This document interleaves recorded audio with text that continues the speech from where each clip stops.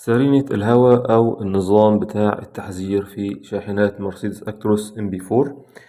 زي ما احنا شايفين في الشكل اللي قدامنا ده الشكل التوضيحي بتاع الإشارة بتاعة السرينة بتروح من فين لفين عشان نقدر نشخص العطل لو ظهر عندي مشكلة في نظام السراين أو نظام التحذير اللي هو بنسميه طبعا في ناس بتسميه كلاكس، بس هو السرينة عشان إيه مدعم ببلف هواء فبنسميه سرينة هواء.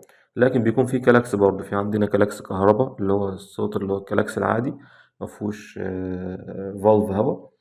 فالإشارة بتبدأ منين؟ طيب احنا نتعرف الأول على تفاصيل الشكل اللي معانا وبعدين نتكلم عن الإشارة. ناخدها من تحت لفوق. دي طارة الدركسيون بتاعتي، في عندي زرار في اليمين وفي زرار في الشمال وفي طبعا ايه الجزء اللي في النص ده اللي هي الضغطة بتاعة التنبيه أو السرينة. تمام. كلاكس. تمام. في حاجة اسمها اللين كده، أصغر خط اتصال بين الزراير وبين كنترول MSF اللي هو الماستر سويتش بتاعي المسؤول عن السويتشات اللي في التابلو، وتشمل طبعا الزراير بتاعة الطارة وزرار أو دراع المساحات أو دراع الإشارة. وطبعا في هنا ايه حاجة اسمها ASIC، دي حاجة ايه بين الأزرار الإضافية اللي بتبقى موجودة فوق والماستر سويتش بتاعي. وعندنا ايه تاني؟ في حاجة اسمها الكان دي اللي هي الكان بس احنا اتكلمنا قبل كده عنها ان هي بتبقى بين كنترول وكنترول.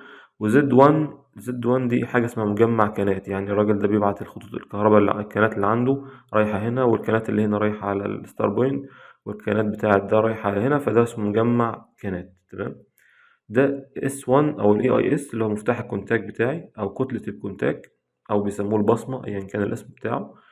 عندي ده ال SCA، ال A7 ده ال SCA، وده طبعا المفتاح اللي هو القلاب بتاع تحويل بين السرينة الكلاكس والسرينة الهواء. وطبعا دي السراين بتاعتي، دي الكلاكس العادي ودي سرينة الهواء لو هي موجودة فوق العربية، وهنا السرينة الهواء لو موجودة تحت تحت الكابينة. تمام. طبعا هنا لو دي بيبقى ليها بلف اسمه Y41 ودي ليها بلف Y41، الاتنين بلف هواء بيشغل دي وبلف هواء بيشغل دي. الإشارة بتروح من فين؟